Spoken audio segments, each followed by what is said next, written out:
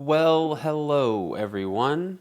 I am Jaden Hurd. Welcome to the Pinpoint Podcast. I'm here with Kerrigan, Skelly. Kerrigan, what's good, bro?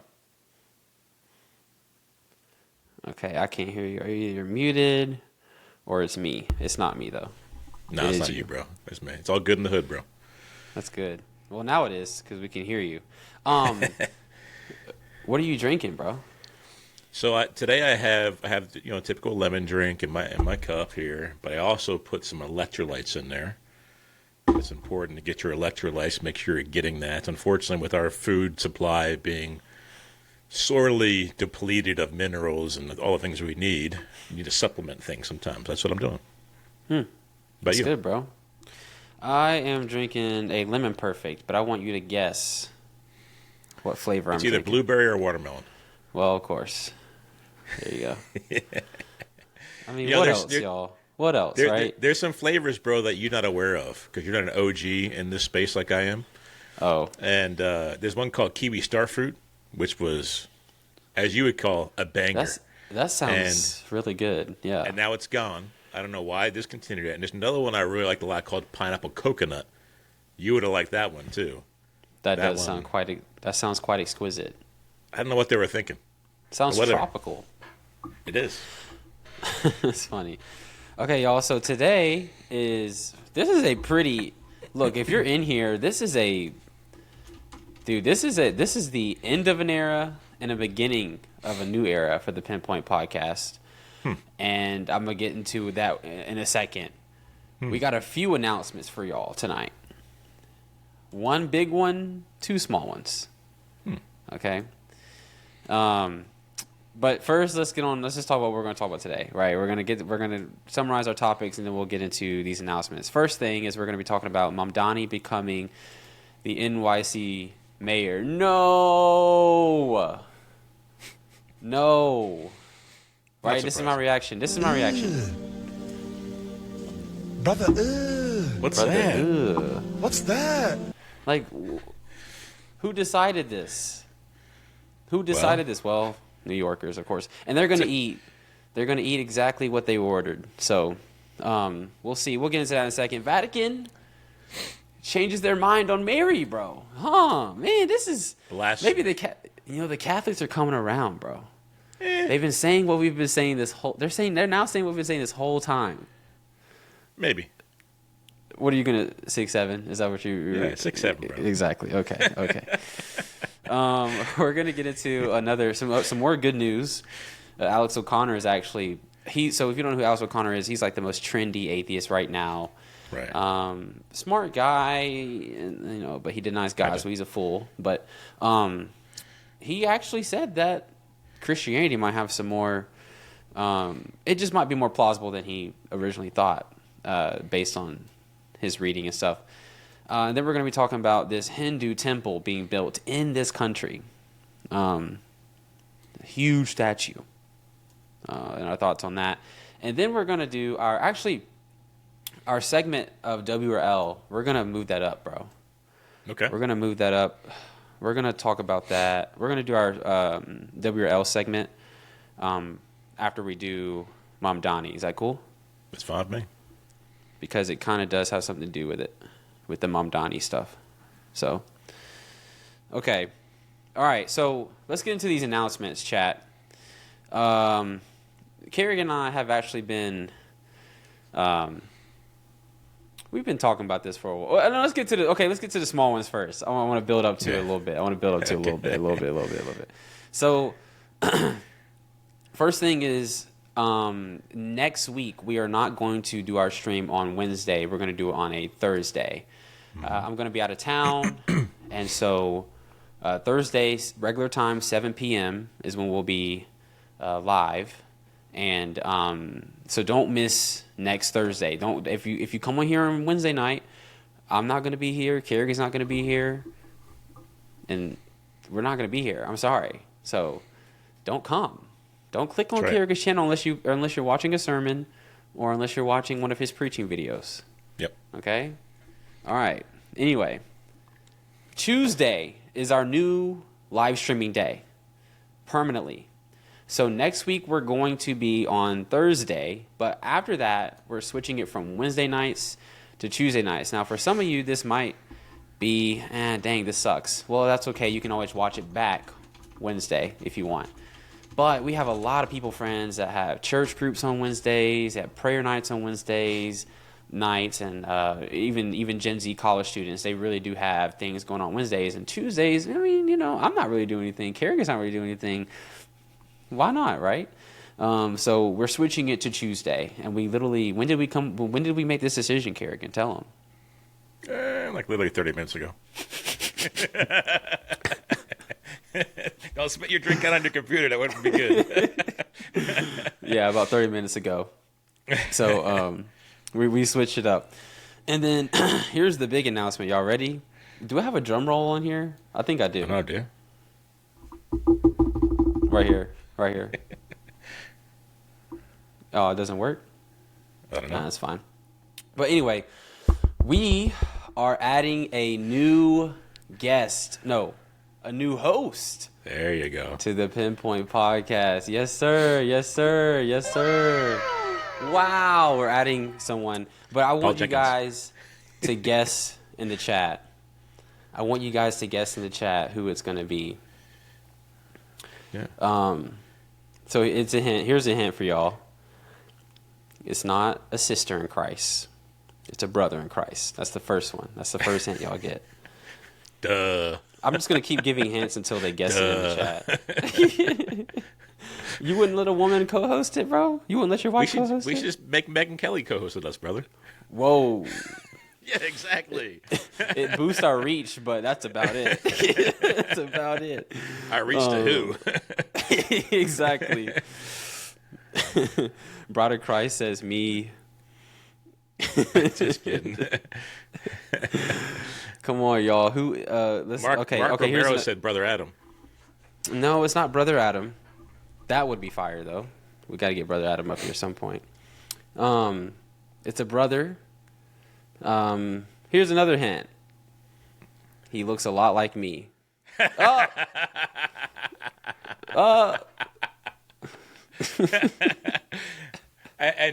just like Jaden, my arm is darker than their arms. So, yes, y'all guessed it. It is Christian Jacobs. That's him. So yeah, I mean, this is a new. So we're stepping away from the 2-man, and this is the thing, right? Rachel already knew, of course. We're stepping away from the 2-man, and we're doing a 3-man. Kerrigan, first of all, why did you want to go with Chris? Why did we want to go with Chris? Like, what was our thought process? Because I mean, we bounce off very well, but dude, imagine me, you, and Chris. Oh, bro. Yeah, it's gonna be. I think it's gonna be a good cohesion between the three of us. Christian just recently moved to Texas to join our fellowship here, and I've known him for longer than I've even known you. And he's a good brother in Christ, and eventually, I believe he'll be a pastor of a church somewhere, whether here or someplace else. And he's got a lot to add. He's got good perspective, and yet, even though you, me, and him agree on all the most important things, he has a different perspective in some things than even we do. So it's going to offer even a different perspective. So I'm excited. I'm looking forward to it. I think it's going to be good. Yeah, me too. Just to answer some questions, yes, he is part of fellowship in Texas now. He's a great brother, man. I love preaching with him. We actually have some cinematography projects coming up. Chris and I do. Kerrigan, this is your... Yeah, you don't even... That's messed up. Yo, man. I forgot to tell Kerrigan. It's messed up. He about to tell the whole world before he even tells me. I see how it is. I see it how it is. Now that Chris is here, I'm out of the loop, and it's just going to be them two. No. We're just Gen Zers, man. It's just us Gen Zers, man. Yeah. But anyway, yeah, Chris is saying short films on the way. But no, I mean, he's only gonna add so much. I think as a total, yeah, all three of us, like as airtime, or talking time, we're gonna have less each, but it's gonna add so much, and I'm just so excited. So, friends, just to recap, if you just now joining, Live streams are now going to be Tuesday nights, but next week is going to be Thursday night because of me. I'll take full responsibility of that. Next week's going to be Thursday night. But after that, it's going to be Tuesdays at 7 p.m. Okay? And look what happened in this chat. Christian will keep you in the loop, bro. He got you, bro. I'm glad someone is. What's that, brother? 6'7". That's what I call that. Oh, my goodness. Okay, let's get into it. But I hope you guys are excited. I am. And if you don't know Christian Jacobs, subscribe to him on YouTube. He's in the comment section. He has great preaching videos. As a matter of fact, he's editing up one right now with me and him when we went to Halloween night. And it's a good video, y'all. He's going to transform even Kerrigan's videos as well. All our videos our quality is going to go way up because we actually have proper equipment, right? Where it's going to look really good, and I think you guys are going to really enjoy the addition of Chris. So I'm just so excited, and again, he's just a great brother. So, all right, now that we got the good news out of the way, New York, man, there's so many things I like about New York, man. New York cheesecake, New York strip, New York pizza, New York bagels. There you go, bro. That's it. That's it right there. Stop right there. New York bagels, bro. Best bagels in the whole world. I actually found a place nearby in Austin. I've bought 3 dozen bagels for them in recent weeks. Spot on, man. I'm having like flashbacks to when I was like 9, 10 years old. I get a salt bagel, heat it up, put some cream cheese on it. I feel like I'm back when I'm like 9 or 10 years old. It's awesome. Bro, you sound like Ankh when you go to the cookout or the family reunion, and he's like, "Come on over here, nephew. Let me tell you a story.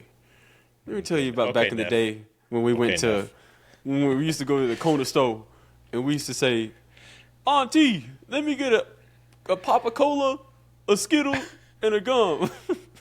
A Papa-Cola, a Skittle, just one little single Skittle, bro, and one little piece of gum. Is that what it was? Yeah. He'd be like, "I ain't got a whole dollar, but I got about a quarter. Would that buy me a Skittle?" Just wait, bro. Give it about 25 years. Oh, no. You'll be the Unk, and I'll be the Gramps. Yo, I'm dead. Anyway, yeah, but New York, man. What happened, man? So, Mamdani becomes mayor. Did you want to share this TikTok that we have, or? You want me to do it? Yeah, you got it. Go ahead. I wouldn't want to end the show or anything. Okay, let me pull it up right here. Wait, bro. You know how you got me on the pineapple pizza? Yeah. Real quick. Look at this. Look at that. What? Uh-oh. Well, I mean, listen, I can't speak for all bagel places in New York. There are certain ones I went to, just like this with New York pizza. It's the best pizza in the world, if you ask me, but I wouldn't go to every single pizza place. And, when someone claims to be a New York bagel and they're like in Texas, like halfway across the U.S. from New York, I'm skeptical. But these were right on. Look at this. Would you guys buy a 6-7 tract? Like, there you go. Actually? I want to get some polls in the chat. Yeah. Do a poll. Can you do a poll? No, I don't know how to do that. See if I can do a poll. I don't know how to do that. Audience. Start a poll. I'm going to start a poll. Hey, bro, they liked my accent, bro. For my That was pretty good. They like my Unk accent, bro. Look, man, y'all, I've had way too many of those moments, man. I can do it very well. So. Okay, we'll see how this goes. Oh, wait, did you do a poll? Yeah, I did. Would you buy a 6-7 gospel tract? I'm going to say yeah, I would. 70-30 so far. 10 votes. Go, we'll see how it goes. Okay. That's all right. But Jaden's an Unk in the making. We all know that. He's going to be an Unk someday. But when you become an Unk, what's going to be your story? I guess we'll see.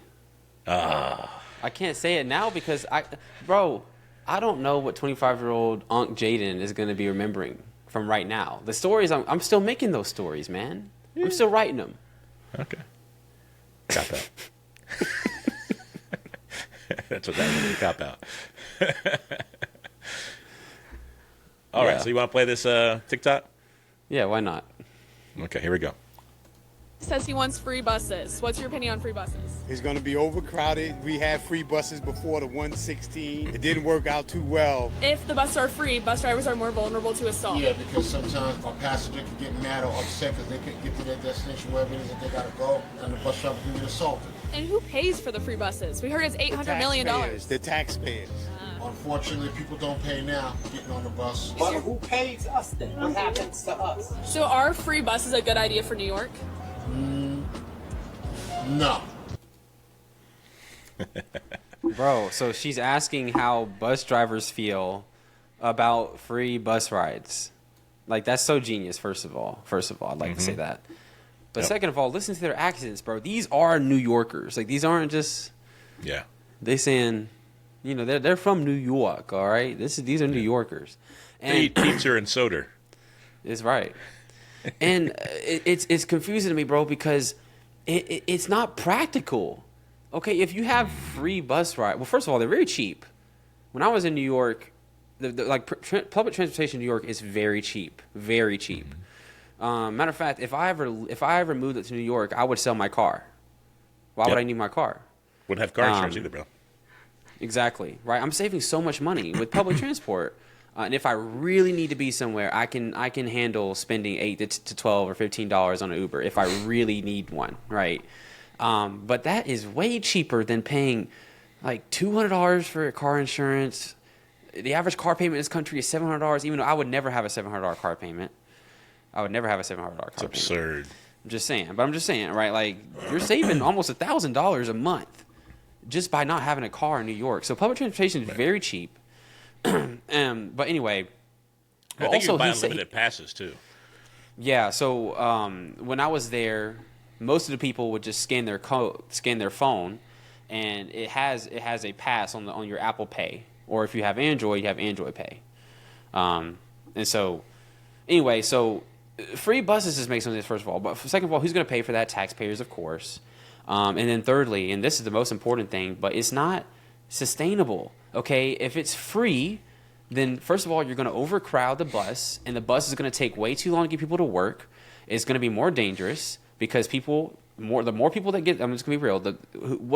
If I'm just being honest, the demographic of people that are getting on the buses, I'm not talking about race, I'm talking about poverty, people who don't have money, homeless people, right? These are the type of people that you're getting in a very tight space together. I already don't like taking the metro in DC, okay, and that costs money. Think about New York in a bus. I'm good, bro. And again, like the guy said, the bus driver said, it's not only dangerous for the passengers, but it's dangerous for us because now they're mad at me because they're late for work or they're late to some sort of whatever engagement they have because everybody and their mama getting on off the bus, right? Yep. A lot of these times, these bus stops, there's no one there. And you can just go right past it, right? Bus is chilling. Now, bro, every stop, I guarantee you, it's going to have a whole bunch of people. It's going to be overcrowded. It's going to be way too much, man. And that's me. And I have patience, but, I mean, bro, I got to get to work. Good thing I don't live in New York, though. So, I don't know how, that's just the bus. That's just buses.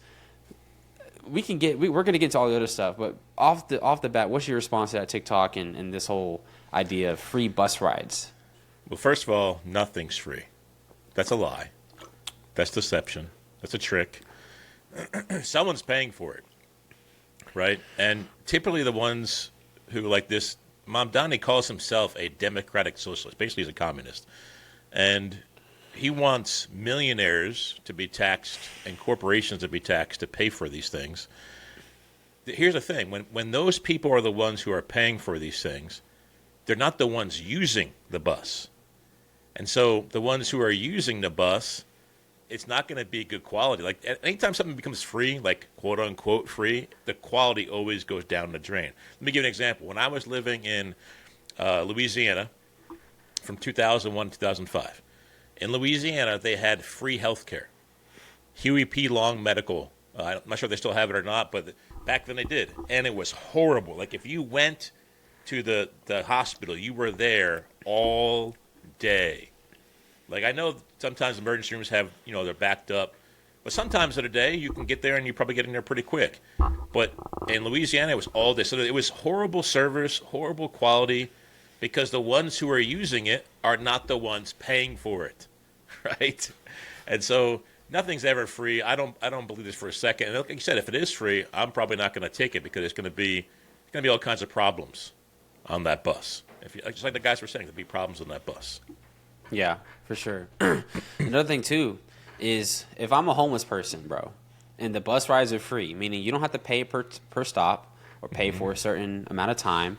There's no obligation for you to get off because it's free. Why would I not just sleep and just stay on the bus all day and beg, right? Why do I need to be out in the cold winter begging or staying there or taking shelter there when I can stay on the bus all day? Yep. It's a free tour of New York. It's a free tour. Bro, I mean, seriously, like that is just ridiculous. I wonder what they'll do about that. John said, don't forget he's Muslim too. We'll get into that. But which is but he's not Muslim though. That's the thing though. That's the thing. He's not Muslim though. We're going to get into that in a second. Universal free childcare. So let me just say this off the bat. Universal, this term universal, there's no such thing as universal healthcare, even in other countries, first of all. But second of all, universal free healthcare, free childcare, I'm sorry. Yeah, childcare. Like you said, bro, and the point that you just made about nothing's free, I was going to make about this point. It's not free.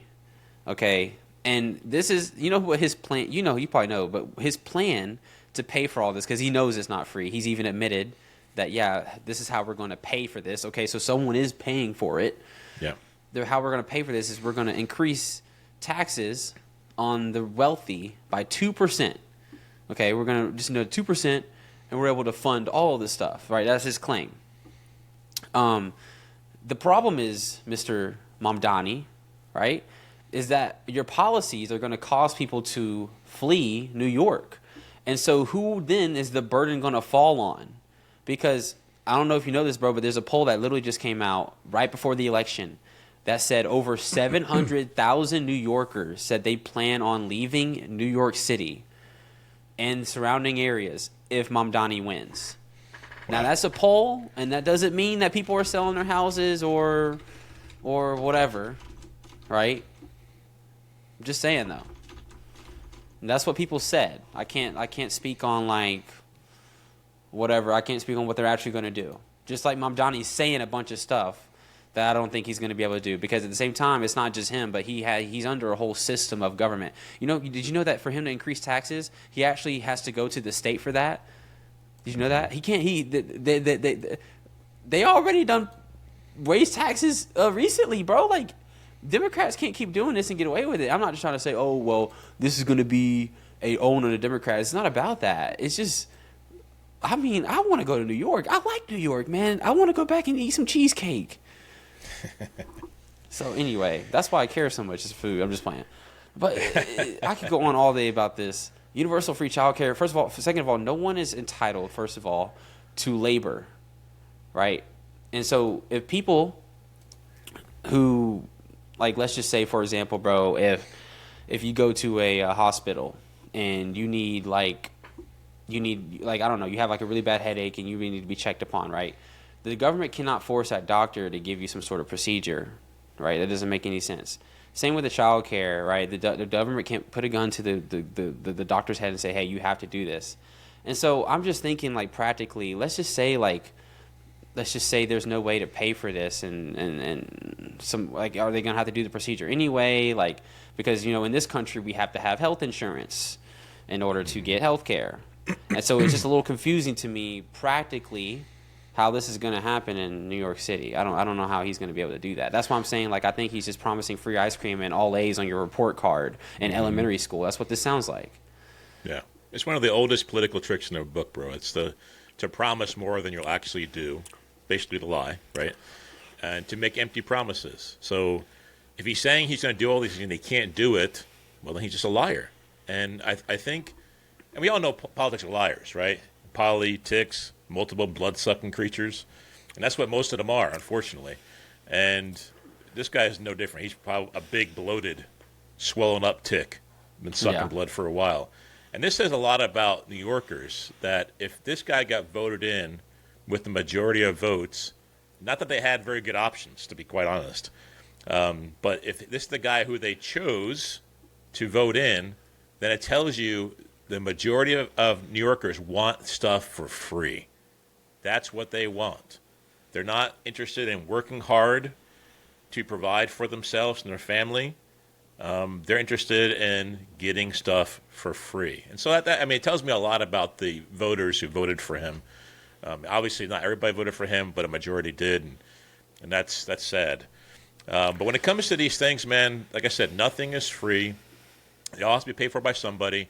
And like you said, people are going to start moving out. It's going to be a mass exodus probably. I mean, we don't know. It's just a poll, like you said, but some people are going to move out of New York. Interestingly enough, you might not know about this, Governor Greg Abbott of Texas, you probably can't comment on this, I guess, says he'll put a tariff on New Yorkers moving to Texas. 100% tariff is what he said he's going to do. And I remember seeing this post, and people in the comments were saying, can we do this for Florida too? Because that's where they go usually, is Florida and Texas. But they're probably more going to North Carolina and Tennessee these days.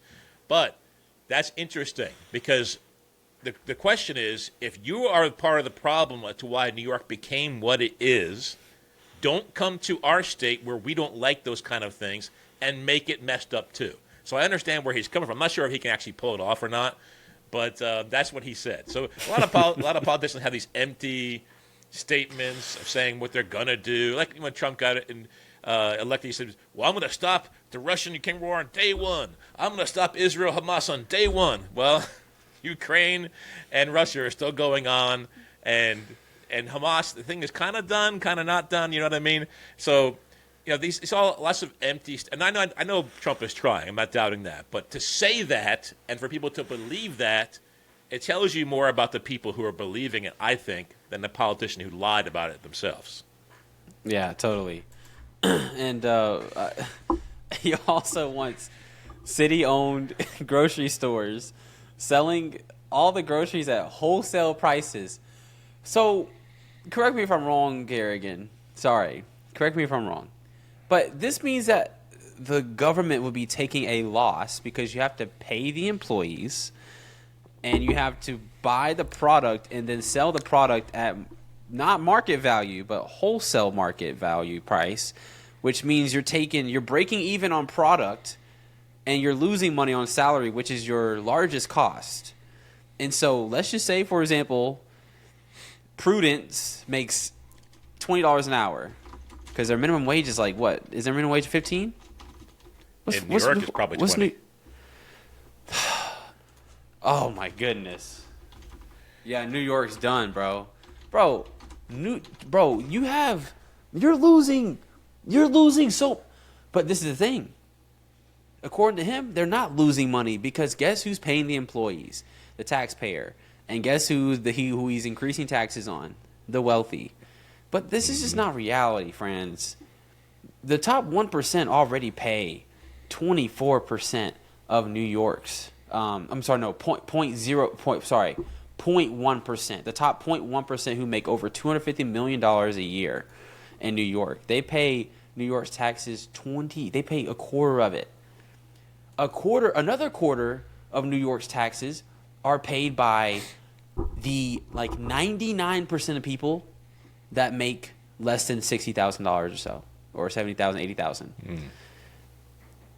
And then the rest of it is kind of just filtered out between people who make more than $100K and then a couple million and so on and so on and so on. And so it's just crazy to me how Prudence is going to be making $25 an hour. Clarence is going to be making $25 an hour. You got your store managers over there, which is probably going to be, I don't know, Cuomo, because now he needs a job. Sorry, that was kind of. He's not gonna be in a grocery store. He'll probably be doing a podcast. He'll be chilling with his millionaire friends. That's what he'll be chilling. That's true. Yeah. Bro, this is dumb. So, how are you? You gotta spend money to build the grocery stores, or you gotta buy out the private companies. You gotta. I mean, there's just, bro. This is costing money here. How are you gonna pay? Yeah, anytime government gets involved in business, it usually fails. Okay, the government is not usually led, whether it's local, state, or federal. Well, there's some exceptions. Like right now, I think Trump is a businessman, obviously, but the government's not typically led by businessmen. It's led by politicians, and they're looking to fill their own pockets, not do things right. And this is another example. Like in New York, the minimum wage is $16, but in New York City and Long Island and Westchester County, it's $17 per hour. So try making the math work, man. The math ain't mathing, and those things are not. I mean, my prediction is that he'll probably open a handful of these stores if he can even get to that point, and then they will fail so miserably they will all close down. Bro, that's my prediction.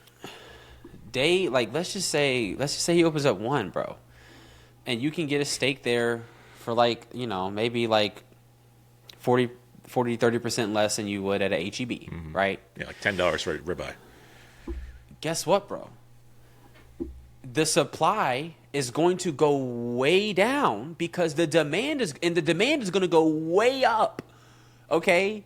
And that's how you ruin an economy. That's literally that's literally textbook how you ruin a business, is making the price go down. The supply goes down. So now people are flooding to your grocery store. Your shelves are probably empty, right? And then you got private grocery stores down the street selling it at market value, where their supply is way up, but the demand is way down. And now you have businesses closing in New York. And I'm not just talking about large corporation grocery stores. When I was in New York, there were so many small little shops that you can grocery shop at. I mean, there's and I'm not exaggerating, thousands of those things in different areas. Like when I was in Chinatown, they had that there. If you go to Little Italy, same thing. There's thousands of just small grocery stores. That's right. And I learned this 6th grade microeconomics at Drake Middle School. Supply goes down and demand goes up. You ruin the whole thing. I mean, I don't understand how that's going to hold. And I'm just talking about one grocery store opening up in one neighborhood. It's not going to work. And these people, bro, like you said, they want free stuff. They're going to flood those grocery stores, and that's not going to be the demographic you want. I'm just saying. Like, I'm not trying to point. I'm just trying to. This is reality, friends. Crime is higher in poverty with more poverty, and the people who are in poverty. Oh, by the way, he wants to increase welfare, and I guarantee you, these stores are going to take. They're going to take all the welfare stuff. They're going to use their food stamps. I can go on and on, bro. This is horrible. Crime's going to go up, bro. I'm sorry. Go ahead. Yeah, and New York, like in these boroughs, bro, the 5 boroughs, they're not. There's not like Walmarts typically. There might be a really small Target here and there. But it's small businesses, typically little mom and pop shops that are owned by a local person. And when the supply goes down and demand goes up, the price goes up. But if these, government-run stores keep the price the same, they're putting mom and pop out of business. So that's going to even kill more tax money. But let's just talk about taxes just for a second, brother. Here's my philosophy on taxes. Let's see what your thoughts on this. I think it should be a flat tax rate across the board, no matter how much you make, how little you make, flat tax. I mean, maybe it's 7%, whatever it is, flat tax across the board. We're not taxing more rich people more money because they make more money. We're not taxing poor people less money because they make less money. It's a flat rate across the board. That's what I think should happen. That seems fair to me. And there's no socialism involved in that. There's no even capitalism involved. It's just fair and just for everybody across the board. I totally agree. Matter of fact, I think the government is capable of cutting the spending that they currently do down by probably 80%. If that happens, you get the right people. You got to have the right. I mean, again, we're talking about what we want, right? Spending is cut way down, so they're able to tax less like that, like you just said.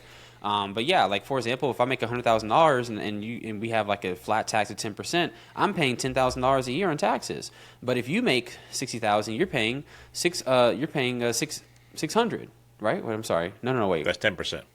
10% of Would be 60,000. if you make it 6,000.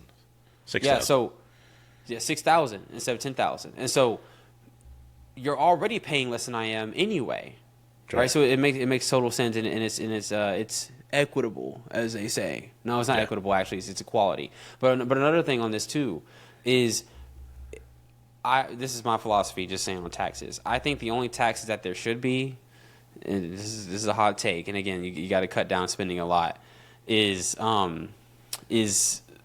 consensual taxation on private sales. So, like, for example, I'll give you an example. I get an income. I don't get taxed on that income. That money belongs to me. But whatever I do with that money, if it's a transaction, I pay taxes on it, which would be like a sales tax, for example.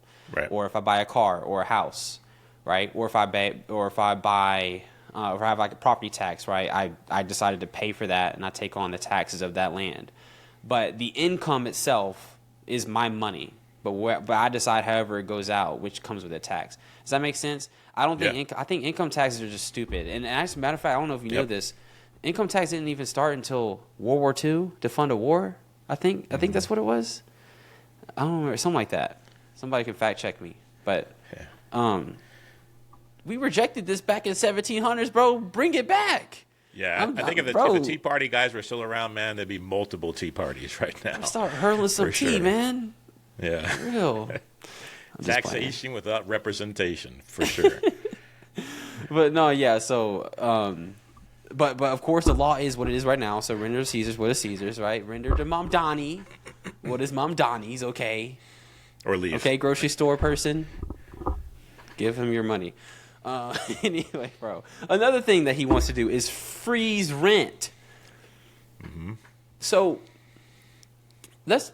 I'm not even going to talk about a lot of that, because there's a lot of stuff I can go into. But I just want to talk about one thing that can happen when you freeze rent. One thing that can happen is people stop building apartments and real estate in that area. They just stop doing it. Companies just stop doing it. There's no incentive to. There's no reason to. Because guess what? As a neighborhood gets better, as other factors play into it, the owner of that land or property has the right and is merited to increase rent, because that's how much the area is worth. It's growing with the area, right? With how much, whatever the market allows it to. When you keep rent at a fixed rate, again, first of all, you get bad tenants, first of all. And secondly, you de-incentivize any reason for people to build in that area. So you're going to have people stop building apartments and houses, I'm telling you right now.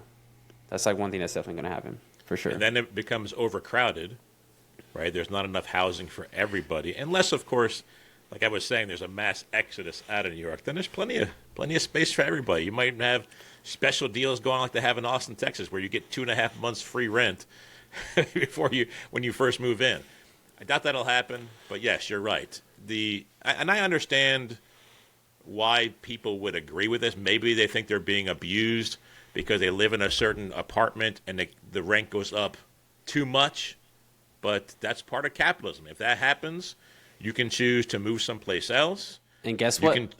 They'll bring the rent back down once people stop renting there. That's right. Supply and demand. Another thing about rent freezing, bro, that I didn't think about until now, is that guess what someone like Jaden Hurd, Let It Be Heard's going to do? I'm going to go into that apartment and I'm going to rent myself, let's just say rent is $1,500 for a 2-bedroom. Guess what I'm going to do? And it's always going to be $1,500. Guess what I'm going to do? I'm going to sublease it and make money off of the person that actually bought the land. And there's nothing they can do about it because they can't look at my Cash App. Rent's never going to go up. I'm always going to make more money. Mm-hmm. It's so you're dumb, going to sublease it for more. It's sublease it for more because it's the area, because another part of town that's a worse part of town, has high rent. this part of town has low rent, but it's already full. You can't get it. So guess what? I'm going to sublease it for a little bit less than the other side of town. And this side is nicer, bro. But I'm still making a profit because the company cannot raise the rent. It's a dumb policy. It makes no sense. You're going to cause people to stop building apartments, and they're going to end up just leaving New York, bro, because they're getting screwed by their own tenants. Like, bro, it's horrible. It's a horrible... Oh, man, I could go on and on, bro. The average rent for a 2-bedroom apartment is in New York City? I don't want to know, but go ahead. What is it? $3,200. Double what you just said a second ago, brother. So there you go. Okay. And for a studio, crazy. which is no bedrooms at all, studio is like $2,600 a month. Man, that's crazy. That's great. Not me. I'm not moving there. Exactly. You have to get paid like $40 an hour to make it there. And we're 45 minutes into this podcast, so we got to move on. But yeah. We've only touched the economics and the political side of this. He's a progressive Muslim. That's so John, I know in the chat, yes, he did say that he was Muslim, but people go up there and they say they're Christian. That's why I said he's not a Muslim, but he says that he's a Muslim. He's not a Muslim. Like, he's not a Muslim by any stretch of that meaning, of that word at all, right? Not a consistent one. Exactly. A consistent Muslim, first of all, would not be a democratic socialist. They'd be wanting to implement Sharia law, and he'd be a jihadist. Yeah. But he rejects Israel's right to exist, of course, and he supports Hamas openly. We're not strawmanning him. I'm not even strawmanning him. Like, this is like a genuine, like, he's open about this stuff, and he's very cool. Fully. He's very. These are his own words. He said he would arrest Yeah. Benjamin Netanyahu if he came to New York City. Let's see how that goes. I mean, I'm not a fan of Benjamin Netanyahu necessarily, but yeah, same. I mean, he's pretty good friends with Trump. I don't think that would go very well. It's like, well, also, I'm just being honest, bro. AIPAC has bought out a lot of these Democrats too, and so these Democrats too, man, they love them. They love some Netanyahu. So it's not even going to fly with his own people. Just saying. Anyway, and of course, he doesn't like policemen. He actually had to backtrack his statement on a debate stage about his previous comments about policemen, about New York policemen. He's asking for it, man. He's asking for it. It's not gonna work, man. I pray for New York. See, normally, you know, I think the last time everybody was saying pray for New York was literally 9/11. Now which, by the way, he said the victims of 9/11 were he said the true victims of 9/11 were Muslims, like his grandmother who couldn't wear hijab on a subway because she got dirty looks. That's another thing. This dude, man, like, I could go on and on, bro. Like, no, man. We probably That's shouldn't crazy. get started on 9/11. I might pull out some conspiracy theories, brother. Well, yeah. I mean, I'm with you on that, actually. That's actually we might have to. I think well, whatever. You know, we agree on that for sure. Me and Andrew have also talked a lot about that. Okay. Okay, y'all, it's time. Real quick, just it's time for this. Go ahead.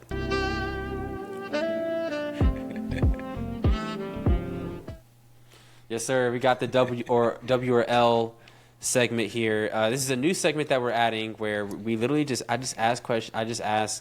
I give Kerrigan some statements, and then he just tells me W or L. And you can explain if you want. Okay. First thing, we are past 30 days of a government shutdown. How do you feel about that W or L government shutdown? Big fat L. I really think that the only people who shouldn't get paid during government shutdown is congressmen and senators. They are the ones who shouldn't be getting paid. They are the ones who are stopping everyone else from getting paid, people who are suffering from not having their pay, whether it's TSA workers or it's air traffic controllers or it's like the VA. Like, I'm a part of the VA system. That's where I go for my medical care. They have a lack of people there too. So these people shouldn't have to suffer because of these people in Washington who are pulling this nonsense, this political nonsense, to get their agenda pushed. So big fat L for the government. Cool. Israel Hamas, they reached their first phase of a peace deal. W or L? Well, I mean, it's a W because the hostages came home. It's an L for the Palestinian people because Hamas is now causing them to suffer again.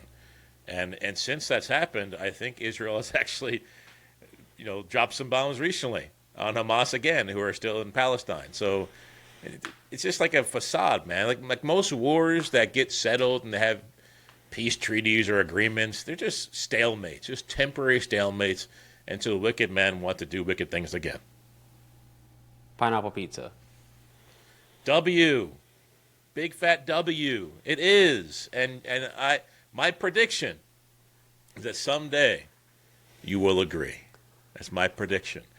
Gets a little fruity, little tangy, little sweetness upon the pizza, combined with some nice, salty, crispy bacon, with the cheese, the stretchy cheese, and the nice tomato sauce, and New York style pizza dough.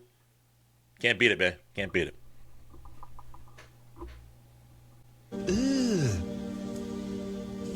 Brother, That's Nah, disgusting. Nah. That's disgusting. Your reaction was 6 or 7. No Kings protests. The anti-Trump protests that are happening nationwide still. W or L? It's a W in one sense because those people reveal how idiotic they are with their No Kings protest. No kings in America. And it's an L also because these people who are pushing it are still pushing violence, still using words that would push rhetoric that would push violence towards people who they're against.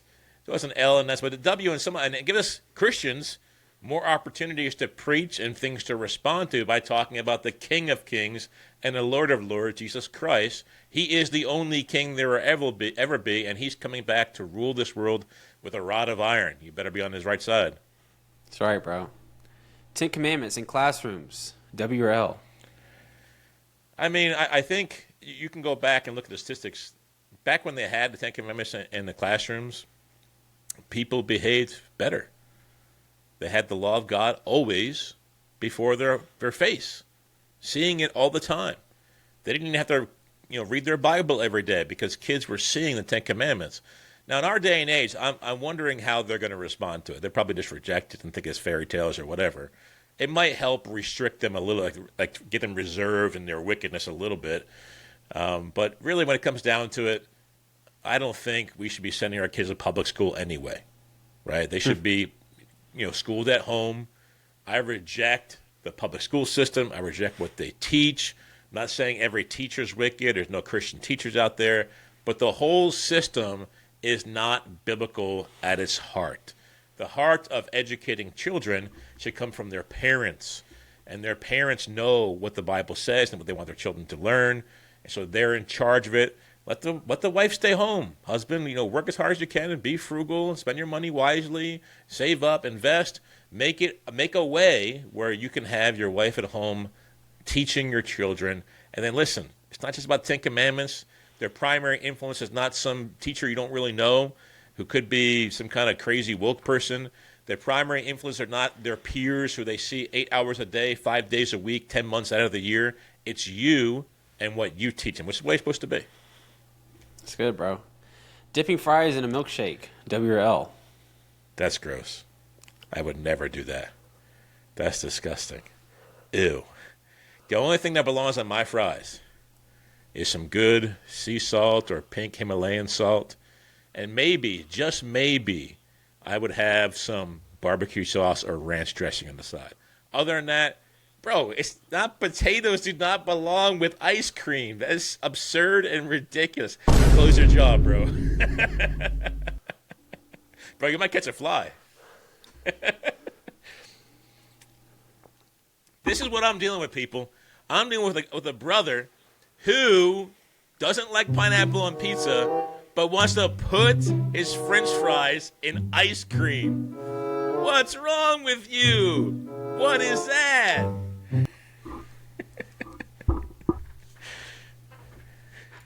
Are hot dogs or sandwiches? W or L? Of course not. They're not sandwiches. It's not. You said hot dogs are sandwiches? That's what you said? The statement is hot dogs are sandwiches, W or L. That's an L. That's an L. Kind of sandwiches. I don't believe that for a second. The same argument that I get from you, bro, to justify pineapple pizza is the same argument that someone is going to give you for fries and a milkshake. Not true.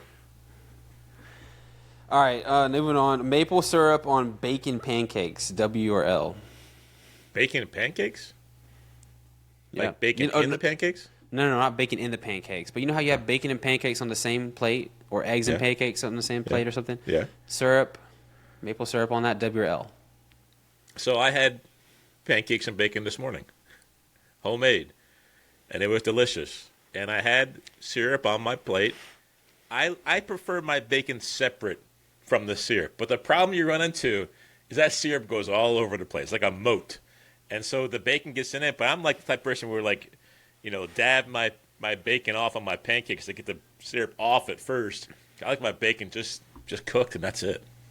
Okay. Ranch dressing on pizza, W or L? Nah, that's an L. I'll pass on that. What? Yeah, I'll pass on that. Nah.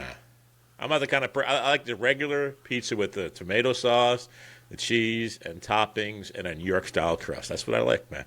I'm interested in dipping my pizza in ranch dressing. Now, my son Malachi, he'd probably dip just about anything in ranch dressing, so he'd probably be all for this. Definitely. Man, you're lucky this is your segment. Yeah. Banning porn, W or L? That's definitely a W. Now, people are going to say it's restricting freedom. But listen, if we can ban people from posting political things that are conservatives, right? If we can do that, which was done for about a 3 to 4 year period of time, and they worked hard at it, man. The government was in collusion with Facebook and YouTube and all kinds of things. Why don't they work that hard at banning porn that makes women pieces of meat subjective to the lustful, wicked desires of men, and the other way around too, right? But it's mostly men doing these things.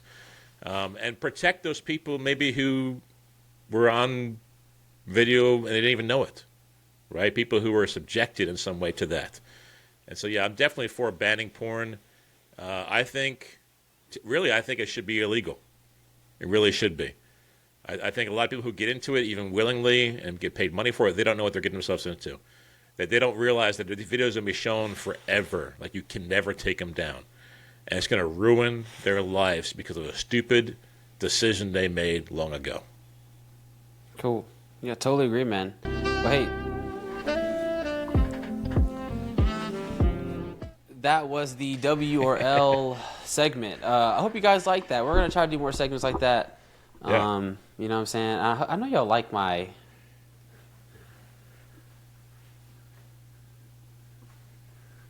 You know? Y'all like that? Oh, wait, is it still playing? No, it's not, right? No, Okay, it's good. in my head. Oh, okay. You were just... I was like, wait, am I not hearing it? Oh, boy. I was about to be like, bruh. You know? Anyway, okay, so let's see. Chat agrees with you 100%. That's good. One thing you could do to dissuade women and men from doing porn, I think the age is 18. Make it like 25. Because by then you're like past your prime, maybe the way you look physically, maybe you're starting to get a little wrinkly, a little flabby. And by then you're like, nah, maybe you thought things through a little better. You got your life maybe on track to where it's supposed to be. You're not desperate for money because you're going through college or whatever. Maybe that's one of the things you can do, and that way you'll have less people getting involved. So they'll have their head on straight better by then, for the most part. Yeah, I mean, honestly, bro, I'm pretty radical. I think we should criminalize all of it, throw them all in jail. Yeah. The people who are producing it, the workers, all of them. And a lot of these women are being exploited, bro. That's another thing too. Obviously, be a case by case basis. I mean, there's sex trafficking. Yeah, you know all this, but anyway. Vatican changes their mind on Mary. This is the next topic, bro. They're now saying what we've always been saying. Kerrigan's got a video. Let's check it out. Yeah, let's watch this short video. And this actually is from EWTN, your favorite news network, brother. Vatican I don't get released it. a new document offering clarifications on titles applied to the Blessed Virgin Mary, which have been a point of controversy for many years. EWTN News Vatican correspondent Valentina Di Donato explains. Good evening, Veronica. The Dicastery for the Doctrine of the Faith presented a new document today entitled Mater Populi Fideles, or the Mother of the Faithful People of God. Termed a doctrinal note, it addresses the theological and pastoral questions about certain Marian titles and how they best describe Mary's participation in salvation. During the presentation of the document, which was approved by Pope Leo XIV, Cardinal Victor Manuel Fernandez, prefect for the Dicastery of the Doctrine of the Faith, said that this document has a special value that is superior to those that have been published in previous years. And its purpose is to clarify which Marian titles and expressions are theologically acceptable and to deepen the understanding of Mary's role in salvation history without obscuring the unique mediation of Christ. During the presentation, it was explained why the Vatican considers Co-Redemptrix and Mediatrix as inappropriate ways to describe Mary's participation in salvation. The document also states that when an expression requires frequent explanation to maintain the correct meaning, it becomes unhelpful. The announcement was met with some opposition. During today's presentation, there was a contentious moment when a man interrupted and was critical of the document.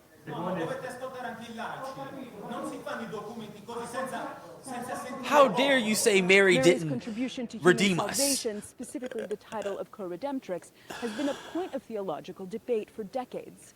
Proponents have called for Mary's title as Co-Redemptrix to be declared a dogma. But critics say it exaggerates her importance and could damage efforts for unity with other Christian denominations. The guiding idea is based on Mary's spiritual motherhood toward believers. Devotion to Mary is presented as a treasure of the Church, rooted in Scripture and tradition.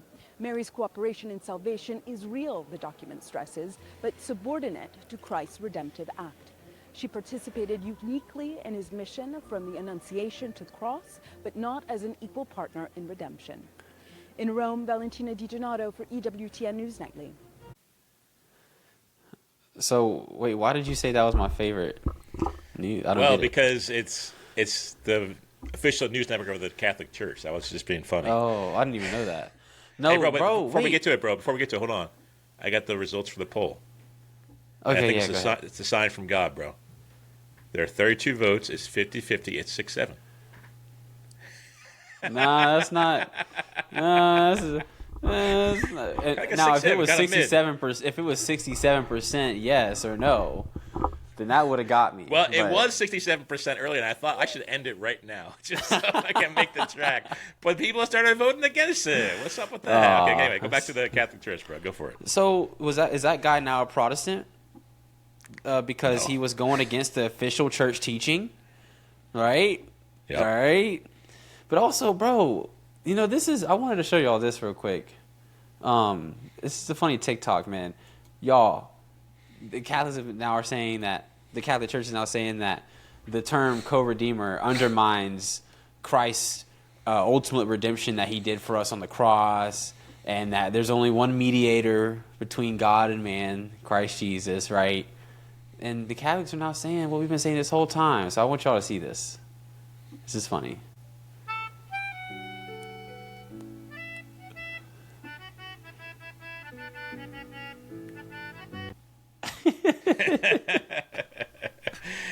That was good, brother. Yeah. So true, man. It's like, bro, like we've been saying this. People who are listening about a podcast is audio, bro. What did that meme say?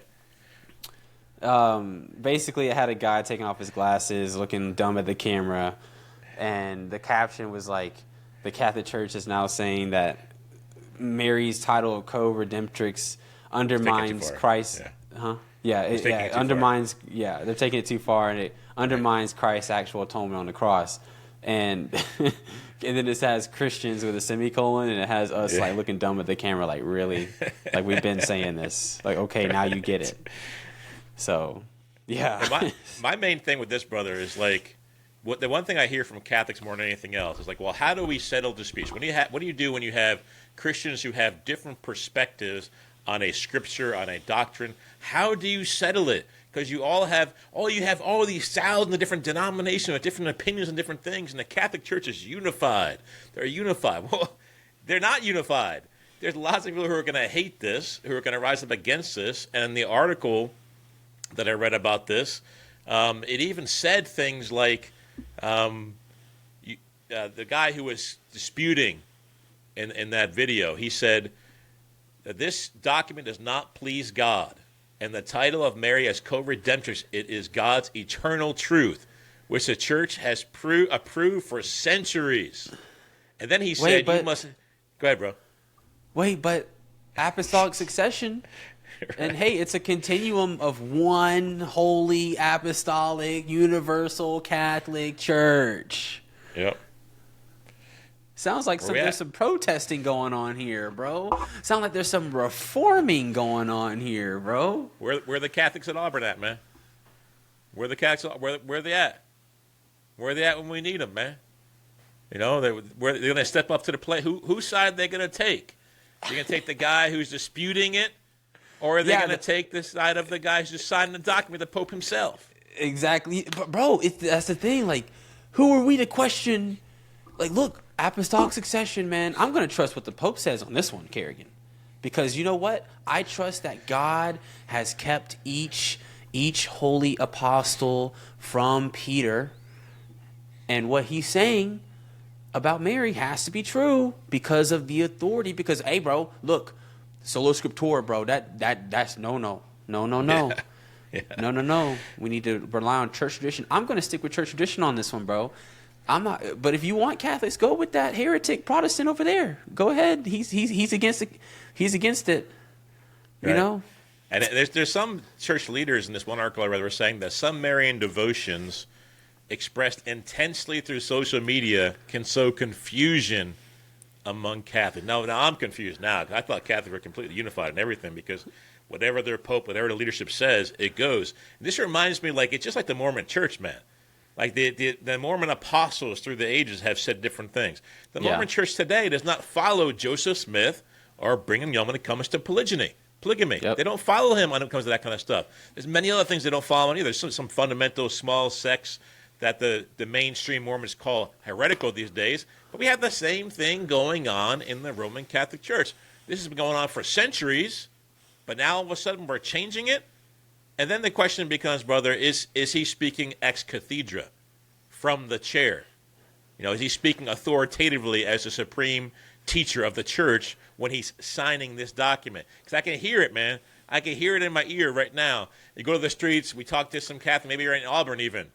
But is it ex cathedra? My brother's over there in Georgia. Oh, well, who says? So if it's not ex cathedra, we don't just dismiss it then? We'll keep on going on with Mary being the co-redemptrix and co-mediatrix of the people? No, I don't think so. It never has been true. It never will be true. And like you said, it's a step in the right direction to do this, but it really means nothing for the Catholic Church as a whole. In fact, one thing I read, I can't remember where it was, but they were saying that one of the reasons why they're doing this is because Christian brothers and sisters from other denominations were confused and contentious about it through the ages, and they were doing it for ecumenicalism. It's just another ploy to get people who aren't Catholics to quote unquote come home to the mother church.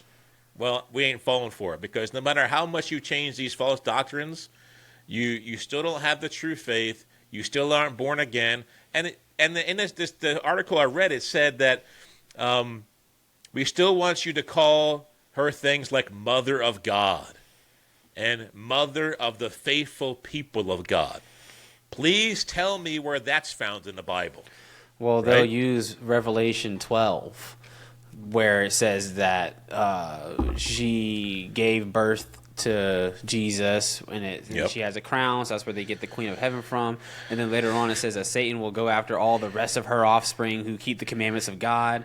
But I'm going to plug you real quick. Dude, you have an incredible video refuting this nonsense that Mary, first of all, is the woman in Revelation 12. And second of all, the fact that she's the Queen of Heaven, Mother of God, and all this stuff. Right. Ironically, we just went through Revelation 12 as a family, in our family devotionals like last week. And so, yeah, Mary did not go into the wilderness for 3.5 years to be provided by God miraculously. Mary doesn't have a sun shining down at her and moon at her feet and a garland of 12 stars, right? So and she's not going to be alive in the last days either, to flee from the presence of the serpent, the presence of the Antichrist, while he sends an army after her, which the ground opens up and swallows that army, and she goes free and is provided for miraculously by God for times and a half a time. Is that what Mary's going to do in the last days? She's going to come back in the flesh and be resurrected and be one of the two witnesses or something like that? What's going to happen? So there's no way. I'm not buying it. But it's still the same thing with the Catholic Church, man. They're not getting past their traditions. They're still holding to it. What they just did holds absolutely no weight for a true Christian. What they believed in the past and what they believe now, these doctrines they sign, it means nothing to me. Totally agree. It's funny to me how they expect us to listen to them when they won't even listen to themselves. Very funny to me. Anything else on this, bro? We're already at an hour 10. Anything else? Okay, good. I mean, I know we have a lot of stuff on this on this docket for. I guess we did just go through all of them. Wow, we did just do that. Wow, we did that. Okay, we can do Alex O'Connor for a little bit. So, I wanted to show you guys this amazing. First of all, great. I don't normally recommend a video by an atheist, but this is a really good video. Also, friends, my camera might overheat and it might switch camera angles. It's okay. I'm still on here. Like, just saying, it might do it, at some point. But okay, so this is titled Alex O'Connor. I've realized Christianity is more plausible. And he gives some reasons why. I just want to skip through maybe around the 2-minute mark, where he starts talking right here. Just listen to what this atheist. Again, he's a very prominent atheist right now. The guy has 130,000 subscribers. Well, this is his second channel. I don't even know how much he has on his regular channel. But check this out. Yeah, and that is where I can definitely agree with, especially a Christian of your kind, which is to say someone who will say that and recognize that. Because some people place a lot of stock, particularly Catholics, they place a lot of stock in church tradition and the traditions that developed after Nicaea. And I look at that with a similar kind of man-made skepticism. And I think to myself, yeah, like it also gives me license to, when I look at the New Testament and I think, some scholars think that Paul maybe didn't write that letter and that's a big problem. But for someone like me, it's like, who cares? If I decide that Paul didn't write 1 Timothy, then I'll just look at the rest of it and I'll try to work out what came between the lines. A good friend. This is pretty charitable for an atheist, man. I mean, to say, you know what? I'll even grant the most extreme atheist position, which is to deny Paul writing Timothy, right? Which obviously Alex does not hold that, just to be clear. He doesn't hold that. But he says, even if I were to reject that, I'm still going to look at this document for what it is and take it seriously. But he says some more stuff. I think it's around 4 or 5 minutes or so, where he actually says that Christianity is more plausible than he thought. A lot of jousting and brilliant sort of responses that have never been better. You know, whether it's in like, should we pay our taxes to Caesar or not? The Pharisees are trying to trip him up.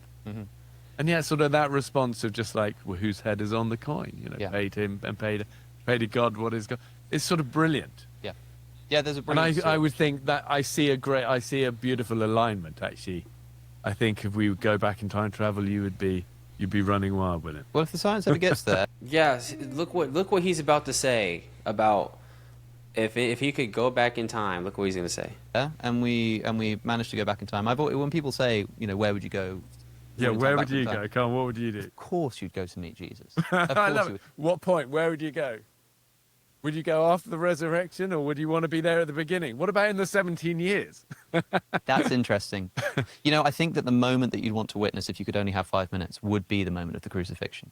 And the reason is that you would see that this was a man, the crucifixion happened, you would see whether the curtain tore, whether the sky opened, all of that kind of stuff. And it would give you all of that. I mean, But they keep finding evidence for like the, I think in the sort of, the star stuff and the They said there was a Oh yeah, scientist- like the solar eclipse. The solar eclipse that I've actually done. It's the exact kind of like. That's really interesting. It's Isn't it? really interesting, and also that moment is kind of also to see the first ever Roman Christian. Well, Yes. Yeah. The centurion Truly, this going, is truly Son of God. Yeah. This man is the Son of God. But then part of That's me would, interesting. You go to that moment. That's kind of cool. But part of me would say, although you want to see the resurrection, you want to see the. Part of me wants to say I would just like to meet him walking along during his ministry and just say, listen, man, I've got 5 minutes. Yes. Who are you? Like, Yes. Are you the real deal? Are you Messiah? Are you God? Are you claiming to be God? Like, that's what I'd want to do. I'd want to ask that question. And I mean, where would you go? So he goes on to later on say that based on all these things, like that he was just thinking about, like he's had conversations with so many Christians who share this faith. Let me not end the stream. But this whole podcast, he was being so charitable. I've never seen Alex really be as charitable as he was right there, because again, he's like pretty much always going against Christians in debates and stuff. And it was fascinating to me because out of all the times that he can go in history, he said he'll want to go to the resurrection. I'm sorry, not the crucifixion of Christ, which ironically, Paul says if Christ had not died and rose again, like our faith is in vain, right? Yep. And so I don't know, like I just really do pray for Alex. I wanted to highlight it because I pay a lot of attention to the modern day so-called like scholars or people who are very trendy in the whole conversation about whether or not God exists. And I just saw it fascinating, man. But he does say somewhere in the video, I've realized, like he quoted it, whereas Christianity is more plausible than I thought. And that's a big deal, man. That's like Dawkins, like coming out and saying something like that. So, when it comes to these atheists, maybe some of them are softening their hearts. I mean, I don't know, but I'll say a few things when it comes to atheism. If someone is an atheist, it's not because they have a lack of evidence or a lack of truth.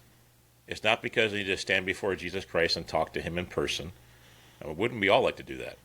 Jesus said to Thomas, who wouldn't believe he rose from the dead unless he saw the nail prints in his wrist and the spear print in his side, that he wouldn't believe. And then Jesus appeared to him and said, look, here, put your hands here. Put your hands here. Believe. Blessed are you. You've seen and you believe, but blessed are those who have not seen and have believed. So there's no way to get around. It's like people try to get around the fact that they need to have faith, true faith, humble, childlike faith. And without faith, it's impossible to please God.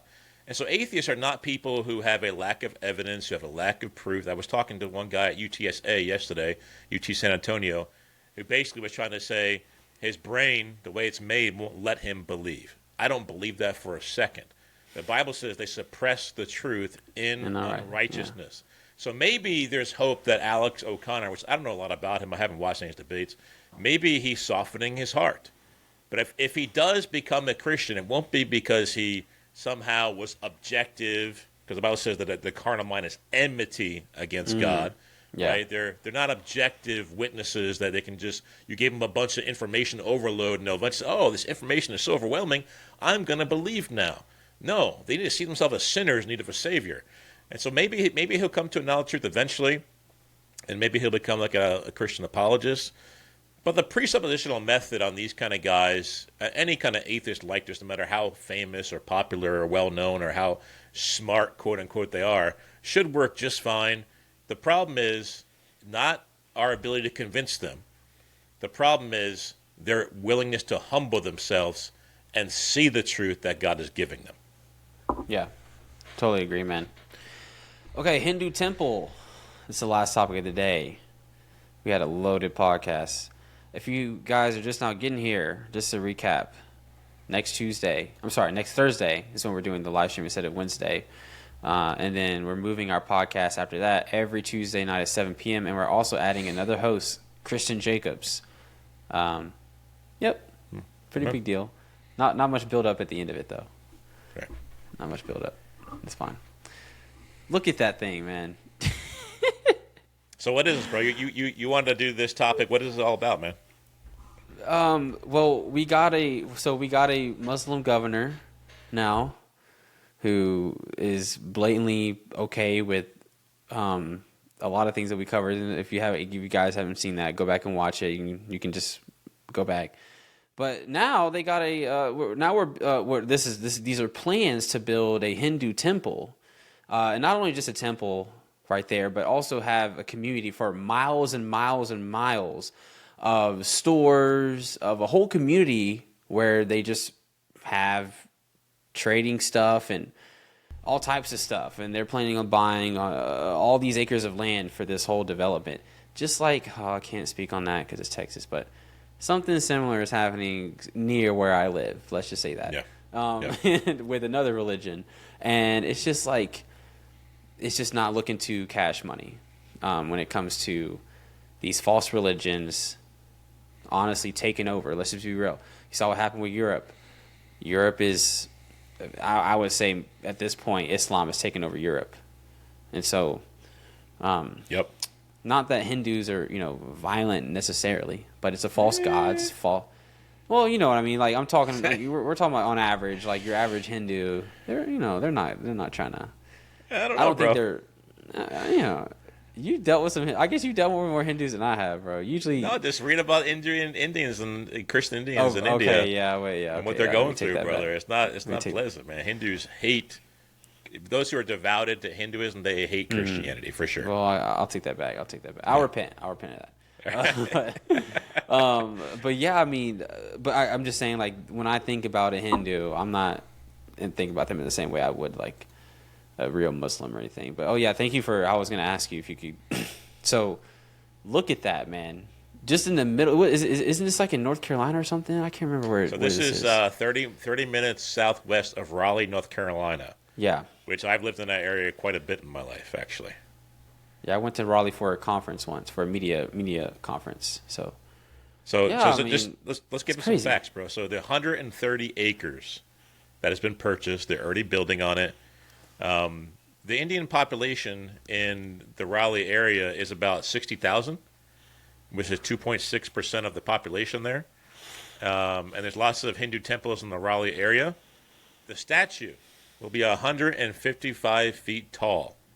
No. Which, if you can, way.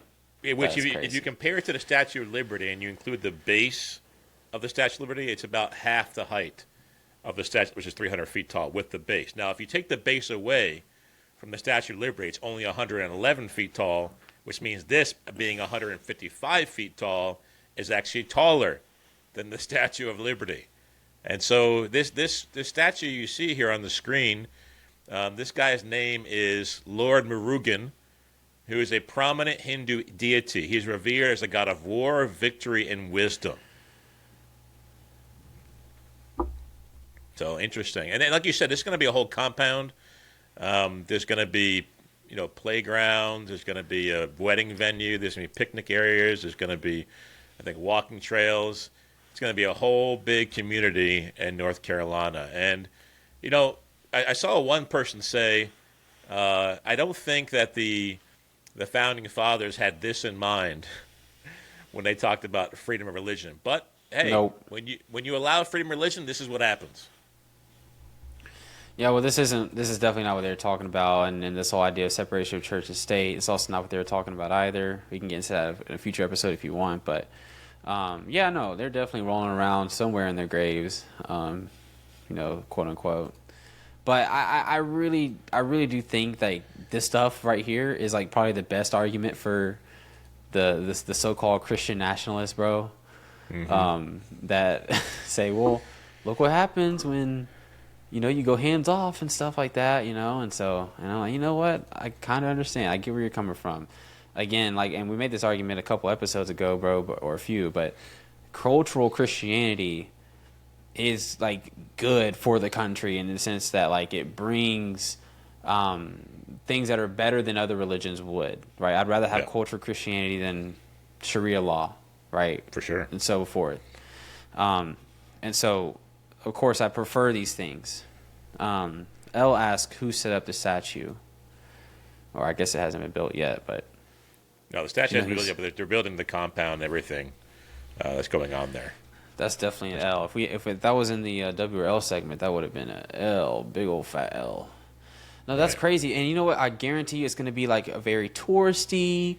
People are going to be able to come and tour it and look at all the sites of the Hindus and stuff. And look at all the statues and the cool monuments they have there, not realizing that it's just all idolatry, man.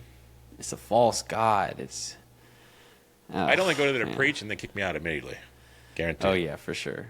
It's But if I was probably gonna do that, I'd go right into the middle of the temple, right, which is probably in the middle of the compound, and start preaching from there, and that way I can preach on the way out too. There you go, bro. Go all the way go all the way, and then there you go.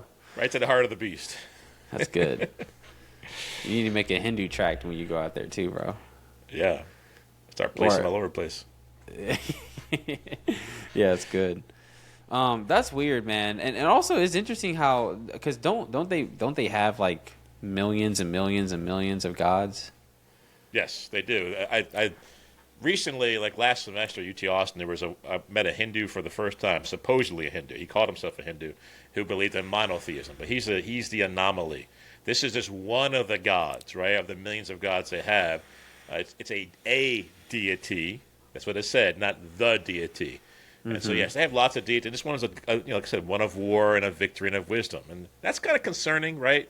War, victory, wisdom. You're planting it in the U.S., 155 feet tall, taller than the Statue of Liberty if you subtract the base. Maybe that's some kind of statement. I don't know.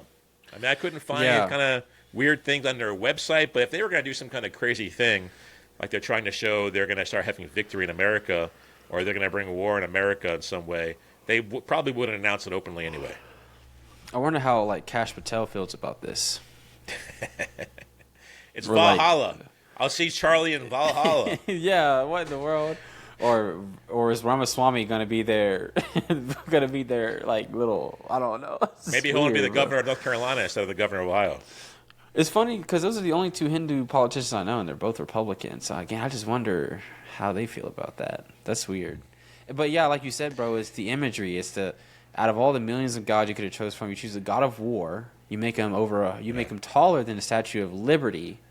Right. It's very interesting. Seems like a statement. I don't know. Definitely, for sure. And North Carolina, man, I love North Carolina. Man, I got to start hating these places so that bad stuff doesn't go to them. Like Mamdani going to New York. I love New York, bro. It's one of my favorite places to preach, actually, New York City. I've actually never preached in New York. Yeah, I preached in the I never got to go with subways, y'all. Staten Island Ferry, Times Square, New York University, Washington Park Fountain. Lots of good places to preach there. I've enjoyed it so much. Did you get a 99-cent slice? Did you ever get a 99-cent slice from New York? Bro, that doesn't even sound good. That sounds like it's too cheap and it's going to be disgusting. I had it. Well, actually, it was $1.50 because of Biden, but it was good. I mean, I liked it. I'm also not picky, man. I like food, bro. Dollar seems so. You're not picky? No, I'm not picky. Just because I don't like pineapple pizza doesn't mean I'm picky. Just yeah. Mr. Not dipping. Mr. calling Waffle House Awful House and not dipping fries in milkshake. That's crazy. It is Waffle House. I'm never going to let you pass that, man. That's crazy. That is crazy. I don't mind. It's awful. This is you, bro. This is you. This is you. Every time I like something, this is what you say about it. Absolutely disgusting, by the way. I almost puked, but let me stay focused. I almost puked. Well, let me just share one more thing before we leave. Okay, hold on one second. Go ahead. I'm gonna pull it up real quick. Just give me a second here. Mo says, "Let's all go to New York, bro. Forget PCB trip, bro. We gotta take a New York trip." Okay, here it is. This is from today. Oh my goodness, dude. Here, look, Jaden. It's Awful House. Here, look, Jaden. It's Awful House. Here, look, Jaden. It's Awful House. Bro, turn this off, man. This is awful. Bro, he sent me this video earlier today. That's a great way to end the podcast. No, that's a horrible way. That is so annoying, man. I was like, what did I say to that again? I said lies. Awful. That's crazy. Y'all like Waffle House in the chat? I mean, come on, let's put one more. Do a poll. One more poll. Is not okay? Look, this doesn't mean if you go to, you don't go to Waffle House, you do go to Waffle House. The question is Waffle House like bad? And I'm not talking about bad for you. Is it taste bad? Is it just not good? Bro, come on, bro. Let's see this poll. Y'all are tripping. I hope y'all aren't tripping though. Mid, awful or mid? Awful or mid? Bro, that's a false dichotomy, bro. That's a false dichotomy fallacy. That's crazy. I'm not voting. I'm going to do what I did in this election and not vote. Y'all are, man. I could put another option. Let's see if I can fix it. Put another option here. No, I can't. Okay, I didn't ask about the ingredients. I didn't ask about them being dirty. A good Southern breakfast place better be dirty. If it's not dirty, then that's how I know it's not good. Okay. My dad used to call those places the greasy spoon. What it's like the you got a greasy spoon. That's funny. Okay, whatever, man. Let me end this podcast. I think I have good food taste, but it's fine. Mo says, okay, 6-7. but bro, look at this take. Okay, duh. Okay, but that's like saying the sky is blue. Like, I don't, like, what? That's kind of obvious, man. Okay, all right, friends. I'm sorry. So let me lock in. Just to recap, we have another host joining us next Thursday, Brother Chris Jacobs. From now on, we're going to do our live streams on Tuesdays at 7 p.m. But again, that doesn't apply to next week. Next week's going to be on Thursday. Okay? And you can email us if you want us to cover any topics in the future or respond to something. You can email us at ppointpodcast@gmail.com. ppointpodcast@gmail.com. If you want us to cover anything, such as Kerrigan's awful take on Waffle House. And if you have any questions or suggestions for our podcast, let us know. Again, same email. Follow us on our social media. Subscribe to all of our channels. Kerrigan, any last thoughts? No, we appreciate you guys sticking around, joining us live. Please hit the like button if you haven't already on the way out. Please share this to others. We're going to hear the truth, and we thank God for you guys. Thank y'all. All right, y'all have a great night. Wait, I want to show them this one. I want them to see this one. Hang on. Look at this one, y'all. This one's funny. Listen to this one. Let's see if they get it. Nah, they're not going to get Another day, another victory for the OG. Taking down the sweats. The imposters among us. The imposters among us. But, bro, I'm the OG, and I just took down Awful House. Well, there you go. Nah. No, you didn't. All right, I'm playing the outro. Bye, y'all. Thank y'all for tuning in. Love y'all. God bless. Go in peace. See ya.